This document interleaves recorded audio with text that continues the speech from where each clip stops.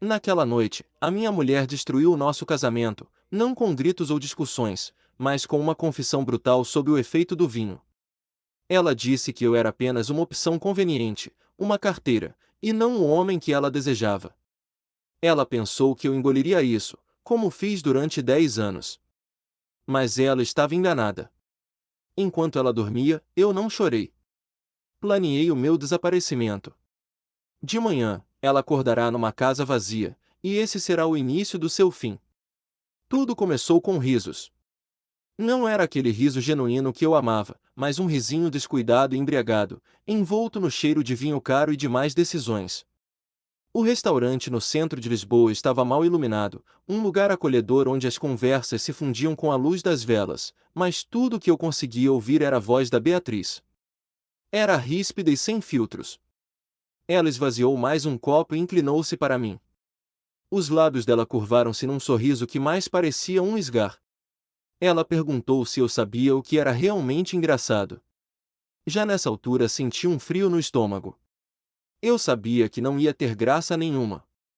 Ela inclinou a cabeça para trás, olhando para o teto por um momento, como se procurasse as palavras certas. Depois olhou para mim. Realmente olhou para mim. E algo brilhou nos olhos dela. Não era amor. Não era admiração.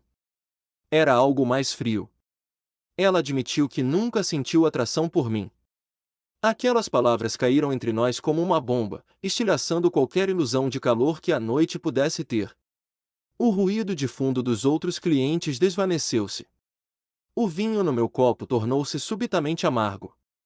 Engoli em seco, forçando a minha voz a manter-se firme. Perguntei o que. Ela apenas acenou com a mão, como se não fosse nada demais, como se não tivesse acabado de destruir 10 anos da minha vida com uma confissão bêbada. Ela continuou a falar, explicando que me amava, claro, mas que nunca tinha estado interessada em mim fisicamente. Ela riu-se outra vez, abanando a cabeça. Disse que era estranho como tínhamos chegado até ali. Eu olhei para ela. A mulher com quem construí uma vida. A mulher que escolhi acima de todas as outras. Num só fôlego, ela reduziu o nosso casamento a uma transação. Algo tolerado, não estimado. Ela nem sequer percebia o peso das suas próprias palavras. Ou talvez não quisesse saber. Ela continuava ali sentada, a girar o vinho no copo e a trautear o jazz que tocava nas colunas do restaurante. Foi nesse momento que algo se partiu dentro de mim. Não foi com raiva. Nem sequer com o coração partido. Mas com clareza. Ela tinha acabado de me dizer a verdade. Talvez fosse o álcool a soltar-lhe a língua.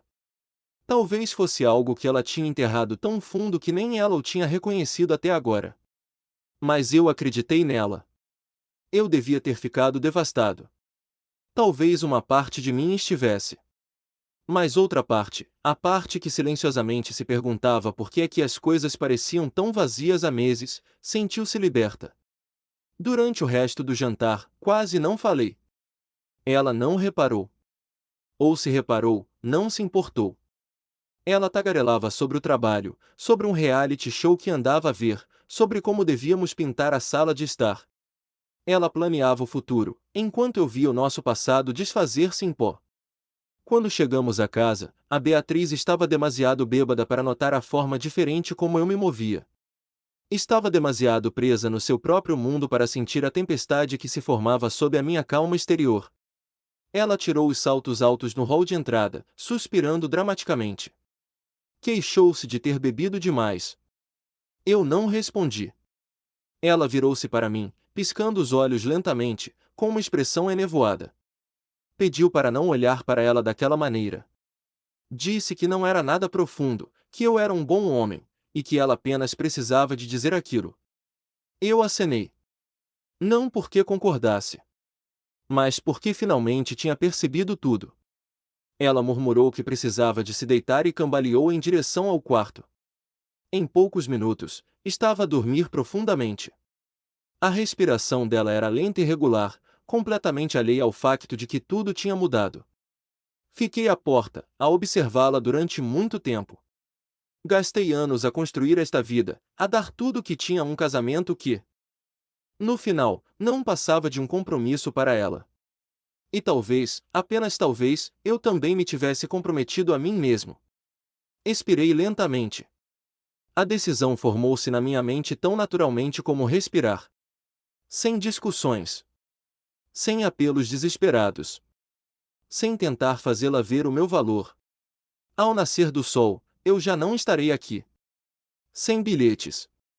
Sem despedidas. Apenas um silêncio que falará mais alto do que quaisquer palavras. Movi-me pela casa como um fantasma, sem deixar rasto. Eram 4:12 da manhã. A noite ainda se agarrava ao mundo lá fora, mas os primeiros sinais da manhã pairavam no horizonte. O ar estava fresco, imóvel e indiferente. Tal como eu precisava de ser. Ela ainda dormia. Fiquei à porta do nosso quarto, a observá-la por um momento. Não com amor, nem com ódio, mas com clareza. Durante anos, dei tudo a este casamento, a ilusão do que deveríamos ser. E no final, eu não passava de um lugar-tenente. Uma conveniência.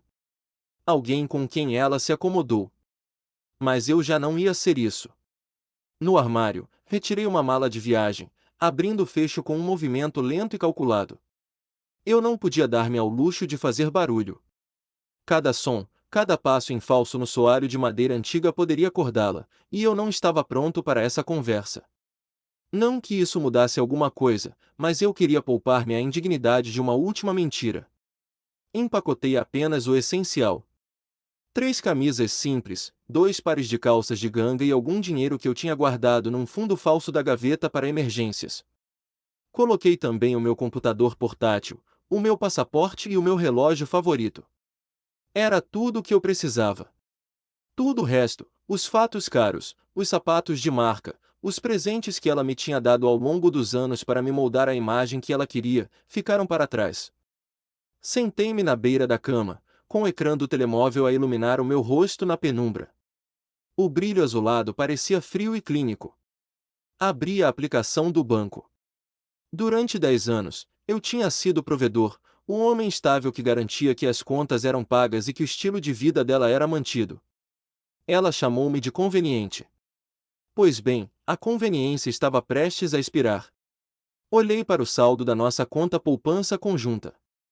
Eram poupanças que eu tinha acumulado com o suor do meu trabalho, bônus após bônus, enquanto ela gastava o seu salário em roupas e jantares com amigas. Com alguns toques no ecrã, iniciei uma transferência. Movi 80% do valor para uma conta privada, uma conta antiga que eu nunca tinha fechado e a qual ela não tinha acesso. Deixei apenas o suficiente para ela pagar as despesas do mês corrente. Não era roubo. Era justiça.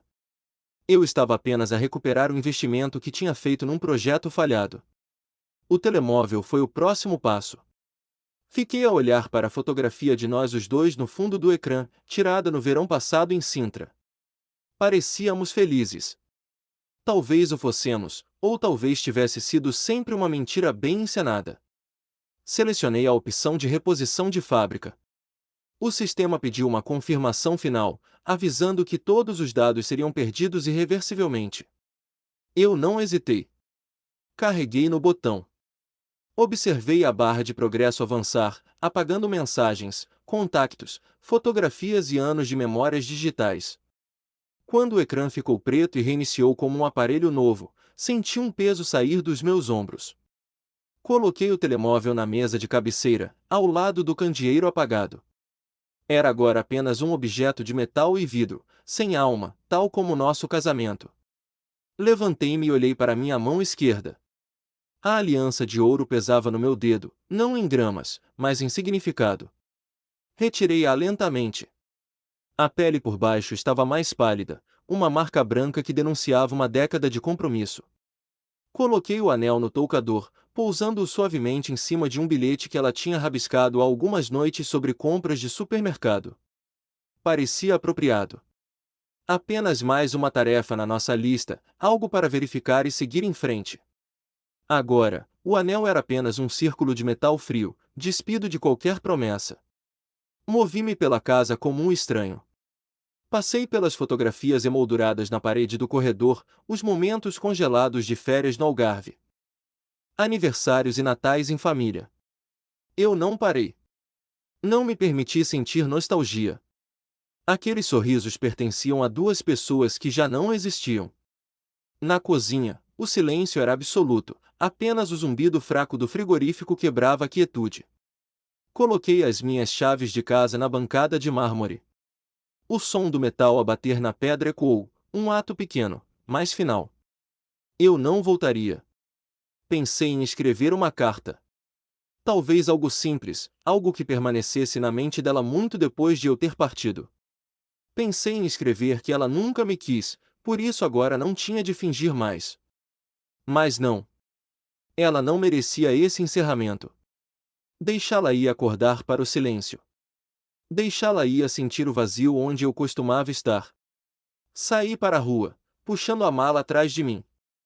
Eram 5:30 da manhã. O ar de Lisboa cheirava diferente, mais limpo, mais afiado, com aquele aroma salgado que sobe do rio Tejo. Caminhei até ao meu carro, deslizei para o banco do condutor e agarrei o volante. As minhas mãos não tremiam. Quando saí da garagem, olhei pelo espelho retrovisor uma última vez. O prédio erguia-se atrás de mim como um monumento a tudo que tinha sido e que nunca mais voltaria a ser. Não senti tristeza. Senti apenas a liberdade fria de quem corta uma âncora. A cidade estendia-se à minha frente, vasta e aberta, com as luzes de neon ainda a brilhar na madrugada. Eu não tinha um plano detalhado, apenas um destino. O GPS piscou, aguardando um comando. Digitei o nome de uma pequena vila costeira no Algarve, a 300 quilômetros de distância. Um lugar onde ninguém me conhecia, onde o oceano lavaria o resto desta vida. O motor roncou suavemente enquanto eu entrava na ponte 25 de abril. O som dos pneus no metal da ponte foi a única música de despedida que eu permiti. Enquanto conduzia para o sul, o céu começou a clarear no espelho retrovisor, pintando o horizonte de roxo e laranja. Quando ela acordasse, eu estaria a quilômetros de distância, num mundo novo. Sem notas. Sem discussões. Apenas ausência. E desta vez, a minha ausência seria a coisa mais ruidosa que ela alguma vez ouviria. Enquanto o meu carro devorava quilômetros de Alcatrão em direção ao sul, afastando-se cada vez mais de Lisboa, a Beatriz acordava para a nova realidade que ela própria tinha encomendado na noite anterior. A primeira coisa que ela notou, tenho a certeza, não foi a luz do sol que tentava furar as cortinas pesadas, mas sim o silêncio. Não era aquele silêncio reconfortante de um domingo preguiçoso, onde o cheiro a torradas e café flutua desde a cozinha. Era um silêncio diferente, cirúrgico e antinatural, como se algo fundamental tivesse sido apagado da existência. Ela gemeu, mudando de posição debaixo dos lençóis, com a cabeça a latejar devido ao vinho caro que a tinha encorajado a destruir a nossa vida. O quarto estava na penumbra, mas algo parecia errado no ar, uma ausência pesada que pressionava o peito. Instintivamente, ela esticou o braço para o lado esquerdo da cama, à procura do calor do meu corpo, daquele conforto garantido que ela desprezava, mas do qual dependia. A mão dela encontrou apenas lençóis frios e lisos. Demorou alguns segundos para a mente nevoada dela registrar o que faltava. Eu não estava lá. Ela sentou-se na cama, piscando os olhos e esfregando o rosto, tentando montar o puzzle da noite anterior. As memórias do restaurante, os risos cruéis, as palavras descuidadas que ela lançou ao ar sem pensar duas vezes. E depois, o nada. Ela olhou para a mesa de cabeceira à procura do telemóvel dela, mas o que encontrou fez o sangue gelar-lhe nas veias. Ali estava a minha aliança. O anel de ouro, que eu usará durante uma década sem falhar um único dia, estava pousado friamente sobre a madeira escura. Estava despido de qualquer emoção, transformado num simples objeto de metal sem dono. Ao lado do anel, estava o meu telemóvel. Ela deve ter franzido a testa, confusa. Pegou no aparelho e tentou ligar o ecrã, esperando ver uma mensagem, uma explicação, ou talvez um pedido de desculpas patético que reafirmasse o poder dela sobre mim. Mas o ecrã permaneceu escuro. Quando finalmente ligou, o sistema pediu a configuração inicial. Estava limpo. Reposto de fábrica. Sem contactos, sem mensagens, sem o histórico da vida que eu estava a deixar para trás. Pela primeira vez em anos, o pânico começou a instalar-se no estômago dela, uma sensação rastejante e enjoativa. Ela levantou-se, as pernas a tremer ligeiramente, ainda com os vestígios do álcool no sistema. A casa estava assustadoramente vazia. Não havia o som do chuveiro a correr, nem o tilintar de chávenas na cozinha, nem o leve farfalhar do jornal que eu costumava ler. Apenas ausência. Ela cambaleou até o corredor, percorrendo o espaço com o olhar, como se eu me tivesse escondido nas sombras para lhe pregar uma partida de mau gosto. Na cozinha, o cenário era o mesmo. Tudo estava imaculadamente arrumado, tal como eu tinha deixado. Mas na bancada de mármore, as minhas chaves de casa brilhavam sob a luz da manhã, abandonadas. O coração dela começou a bater descompassado. Ela correu de volta para o quarto, a respiração a ficar curta, e escancarou as portas do roupeiro. O que viu foi um vazio físico que espelhava o vazio emocional que ela me tinha oferecido. Onde costumavam estar os meus fatos, as minhas camisas e os meus casacos, havia agora apenas cabides vazios, pendurados como ossos num esqueleto. A minha mala de viagem tinha desaparecido. A minha mochila com o portátil também. O cesto da roupa suja estava vazio das minhas peças. Na casa de banho, a minha escova de dentes e os meus produtos de higiene tinham sumido. Isto não era eu a sair para o trabalho mais cedo. Isto não era eu a ir dar uma volta para arrefecer a cabeça depois de uma discussão. Isto era uma extração completa. O medo transformou-se em terror prático. Ela correu para a sala e agarrou na carteira dela, retirando o telemóvel para verificar as contas bancárias, talvez na esperança de ver uma transação de um hotel ou de um bilhete de avião que lhe dissesse onde eu estava. Ela abriu a aplicação do banco com dedos trêmulos. Quando o saldo apareceu no ecrã, ela deve ter soltado um grito abafado. A conta poupança conjunta, aquela que alimentava os caprichos dela e a segurança do nosso futuro, estava dizimada. Havia uma transferência efetuada durante a madrugada, 80% do valor total tinha sido movido para uma conta externa. O que restava era apenas o suficiente para pagar a renda e as contas básicas daquele mês. Ela ficou parada no meio da sala, com o telemóvel na mão, a olhar para os números que confirmavam o seu pior pesadelo. Eu não tinha apenas saído de casa, eu tinha levado a minha vida comigo. Aquele homem conveniente, o bom rapaz que ela nunca desejou fisicamente, tinha retirado a conveniência debaixo dos pés dela num único movimento silencioso. Ela tentou ligar para o meu número, desesperada, esquecendo-se momentaneamente de que o meu telemóvel jazia morto na mesa de cabeceira do quarto ao lado. O som da chamada a cair no voicemail, vindo do outro quarto, foi o som mais solitário que ela alguma vez ouviu. Ela sentou-se no sofá, o mesmo sofá que ela queria trocar na semana passada, e a gravidade da situação abateu-se sobre ela. Ela estava sozinha.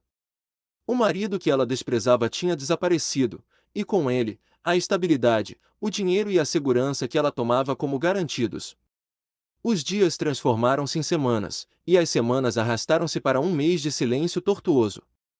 Para Beatriz, o tempo deixou de ser medido em horas e passou a ser medido pela ausência de notificações no telemóvel. Ela continuou a ir trabalhar, tentando manter a fachada da mulher de sucesso independente que sempre afirmou ser, mas a máscara estava a estalar. Os colegas no escritório, que antes admiravam ou temiam a sua língua afiada, começaram a notar a mudança. A postura dela, habitualmente altiva, curvou-se sob o peso de uma realidade invisível. Os comentários sarcásticos que ela costumava lançar durante as reuniões foram substituídos por um olhar vago, fixo num ponto qualquer da parede, enquanto a mente dela viajava para lugares onde eu já não estava. Ela mal comia. Os jantares em restaurantes caros, que eram a nossa rotina e o palco da minha humilhação final, tornaram-se memórias distantes. Agora, as refeições dela eram solitárias, aquecidas no micro-ondas na cozinha silenciosa do nosso apartamento em Lisboa. Aquele apartamento, que ela sempre achou pequeno demais para as suas ambições, parecia agora um mausoléu vasto e ecoante. Sem o meu salário para cobrir os luxos supérfluos, a realidade financeira atingiu-a com a força de um comboio de alta velocidade. As contas, que antes eram pagas magicamente por mim antes mesmo de ela saber que existiam, começaram a acumular-se na caixa de correio. A eletricidade, o condomínio, a internet de alta velocidade. Ela foi forçada a cancelar a subscrição do ginásio de luxo e a devolver as roupas que tinha encomendado online na semana anterior. A conveniência que eu representava tinha desaparecido, e com ela, o estilo de vida que ela julgava ser um direito adquirido. O círculo social dela também começou a encolher. A Beatriz tentou, no início, encenar o papel de vítima, contando aos amigos que eu a tinha abandonado sem explicação, omitindo convenientemente a crueldade das suas próprias palavras naquela noite fatídica. Mas as pessoas não são estúpidas. Os nossos amigos comuns, aqueles que tinham testemunhado a forma como ela me tratava ao longo dos anos, o desprezo subtil, as interrupções constantes, os olhares de revirar os olhos, começaram a afastar-se. Ninguém lhe disse nada diretamente, mas os convites para jantares de grupo cessaram. As mensagens no grupo de WhatsApp ficaram sem resposta. O silêncio não vinha apenas de mim, vinha do mundo que ela tinha construído sobre fundações falsas. Ela percebeu, talvez pela primeira vez, que a sua popularidade era, em grande parte, uma extensão da estabilidade que eu lhe proporcionava. Desesperada, ela tentou contactar a minha família. Ligou para minha irmã, chorando, implorando por uma pista, um sinal de vida, qualquer coisa. A minha irmã, que nunca tinha morrido de amores pela Beatriz, mas que sempre a respeitou por minha causa, foi implacável. Disse-lhe apenas que eu estava bem e que a minha ausência não era um acidente, mas uma escolha deliberada. Aquela frase doeu mais do que qualquer insulto. Significava que eu não estava perdido, nem confuso, nem a sofrer. Significava que eu estava sã e salvo, e que a minha felicidade dependia da distância que eu mantinha dela. Uma noite, cerca de 5 semanas depois da minha partida, ela atingiu o fundo do poço. Sentada à secretária do escritório em casa, onde a minha cadeira vazia ainda guardava a forma do meu corpo, ela abriu o portátil. O cursor do rato piscava no ecrã branco como um batimento cardíaco lento e acusador. Ela começou a escrever um e-mail. Não foi uma mensagem rápida ou impulsiva. Ela demorou 3 horas a escrever 3 parágrafos. Ela apagava, reescrevia, apagava de novo. Pela primeira vez em 10 anos, ela teve de pesar as palavras, teve de considerar o impacto que elas teriam. A arrogância tinha desaparecido, substituída por um medo cru. Ela escreveu que sabia que me tinha magoado. Escreveu que me tinha tomado como garantido. Admitiu que a casa estava vazia sem mim e que o silêncio era ensurdecedor. Ela não pediu dinheiro. Não pediu que eu voltasse para pagar as contas. Ela apenas implorou por uma resposta. Disse que não precisava de me ver, que não exigia o meu regresso imediato, mas que precisava apenas de saber se eu lia o que ela escrevia.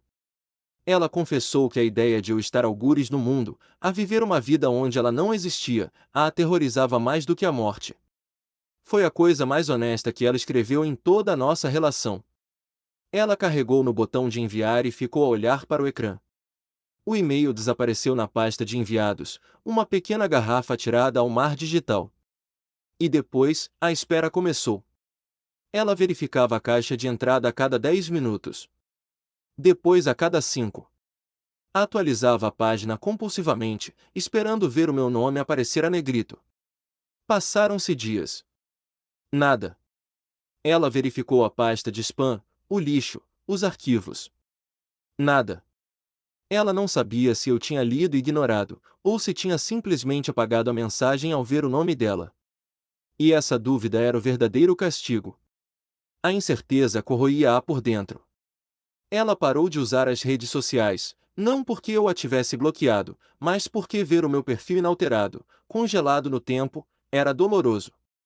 Ela via as fotografias antigas. Aquelas em que eu olhava para ela com adoração e ela olhava para a câmera, e percebia o que tinha perdido. Ela tinha trocado um amor incondicional, uma lealdade de ferro e uma vida de conforto por um momento de honestidade bêbada e cruel. Ela pensou que a verdade é libertária, que dizer que não sentia atração por mim lhe tiraria um peso de cima. E tirou. Mas o peso que saiu foi a âncora que impedia a vida dela de ir à deriva. Agora, ela estava sozinha no meio de um oceano tempestuoso, sem colete salva-vidas, a perceber tarde demais que o homem conveniente era, na verdade, o capitão do navio. A cada manhã que acordava, a primeira coisa que ela via era minha aliança no toucador. Ela não a moveu. Não a guardou numa gaveta. Deixou ali, a acumular pó, como um monumento ao seu erro. O anel tornou-se um juiz silencioso, refletindo a luz da manhã e lembrando-a, todos os dias, de que ela tinha tido tudo e, com as suas próprias mãos e palavras, tinha deitado tudo fora. Ela estava a aprender a lição da pior maneira possível. Há palavras que, uma vez ditas, não podem ser recolhidas, e há portas que, uma vez fechadas, nunca mais se abrem. A notificação chegou ao meu novo telemóvel numa tarde ventosa de terça-feira. Eu estava sentado numa esplanada simples, de frente para o mar, no Algarve, a centenas de quilômetros da vida asfixiante que tinha deixado em Lisboa. O ecrã iluminou-se com um único e-mail. Era a dela. Durante semanas, eu tinha ignorado o impulso de verificar, de olhar para trás, mas sabia que este momento chegaria. O assunto dizia apenas por favor. Lia as palavras dela. Eram frases curtas, desesperadas, carregadas de uma culpa tardia. Ela dizia que sabia que me tinha magoado, que me tinha tomado como garantido e que a única coisa que queria saber era se eu estava bem. Ela escreveu que o silêncio era uma tortura pior do que qualquer discussão. Li a mensagem 2 vezes. A primeira leitura foi por curiosidade, a segunda foi por indiferença. Não senti raiva. Não senti aquela pontada familiar de desejo de resolver os problemas dela, de correr para salvar do desconforto que ela própria tinha criado. Senti apenas uma distância imensa, como se estivesse a ler a carta de uma estranha sobre problemas que já não me diziam respeito. Durante 10 anos, a Beatriz teve o poder. Ela ditava o humor da casa, os planos de fim de semana, a temperatura emocional do nosso casamento. Ela achava que eu seria sempre o porto seguro onde ela podia atracar depois das suas tempestades egoístas. Mas ao ler aquelas palavras patéticas, percebi que a dinâmica tinha mudado. Ela agora era a pedinte. Eu era o homem livre. Decidi responder. Não porque ela merecesse uma absolvição, nem porque eu quisesse reabrir uma porta.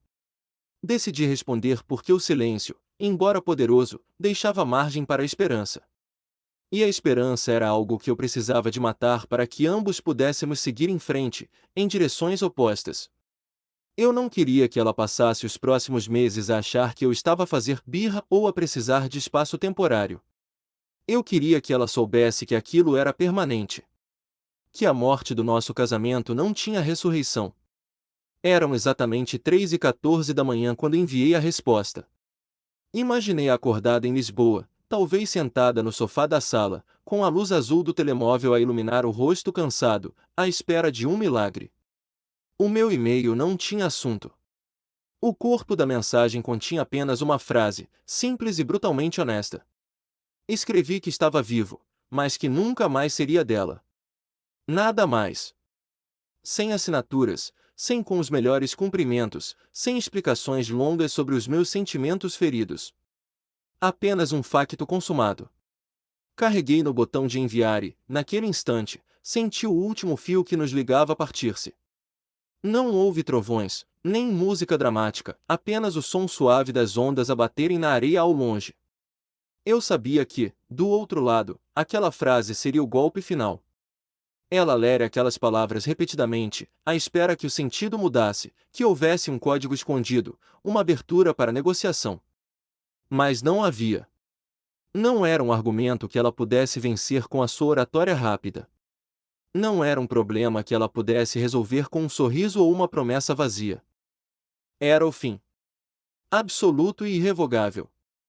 Ela sempre pensou que o nosso casamento era uma garantia, que a minha lealdade era um recurso inesgotável, como a água da torneira. Ela não percebeu que a lealdade, quando não é alimentada com respeito, seca. Ela disse que não sentia atração por mim, que eu era apenas conveniente. Agora, ela tinha a inconveniência total da solidão. Ela teria de aprender a preencher o seu próprio vazio, a pagar as suas próprias contas e a viver com o eco das suas próprias palavras. O anel que deixei no toucador não era apenas ouro, era um símbolo de tudo que ela desperdiçou. Quanto a mim, levantei-me da cadeira e caminhei em direção à praia. O ar da manhã estava fresco, com aquele cheiro limpo de sal e liberdade. O céu começava a clarear no horizonte, pintando as nuvens de tons de rosa e laranja. Durante anos, caminhei sobre ovos, com medo de acordar o mau humor dela, com medo de não ser suficiente, com medo de ser rejeitado. Agora, eu caminhava na areia firme, sem medo de nada. Eu tinha recuperado a minha identidade. Eu não era mais o marido da Beatriz. Eu não era mais o homem conveniente. Eu era o Tiago. E pela primeira vez em muito tempo, isso era suficiente. Olhei para o oceano, vasto e aberto, estendendo-se até onde a vista alcançava. Era como o resto da minha vida, desconhecido, talvez um pouco assustador, mas cheio de possibilidades infinitas. Eu tinha deixado para trás uma casa bonita, um carro de luxo e uma vida de aparências, mas tinha ganhado algo muito mais valioso, a minha dignidade. Percebi que a vingança não é gritar, não é destruir a propriedade do outro, não é fazer cenas públicas. A melhor vingança é simplesmente retirar a nossa presença da vida de quem não soube valorizá-la. É ser feliz noutro lugar. É deixar que a ausência seja a única resposta que eles merecem. Inspirei profundamente, enchendo os pulmões com o ar puro do Atlântico. O passado estava lá atrás, em Lisboa, fechado num apartamento silencioso com uma mulher que estava a aprender a lição mais difícil da sua vida. O meu futuro estava aqui, agora, neste nascer do sol. Virei as costas à terra e caminhei em direção à água, pronto para o primeiro dia da minha nova vida. Eu estava livre. Finalmente, irrevogavelmente, livre. Caros ouvintes, esta foi a história de como recuperei a minha vida. Se alguma vez se sentirem desvalorizados, lembrem-se de que têm o poder de se ir embora. A vossa ausência pode ensinar o que a vossa presença nunca conseguiu. Por favor, partilhem os vossos pensamentos nos comentários abaixo. Digam-me se acham que fiz o que estava certo. E não se esqueçam de deixar o vosso gosto, partilhar este vídeo com quem precisa de ouvir esta mensagem e subscrever o canal para mais histórias de verdade e superação. Até a próxima!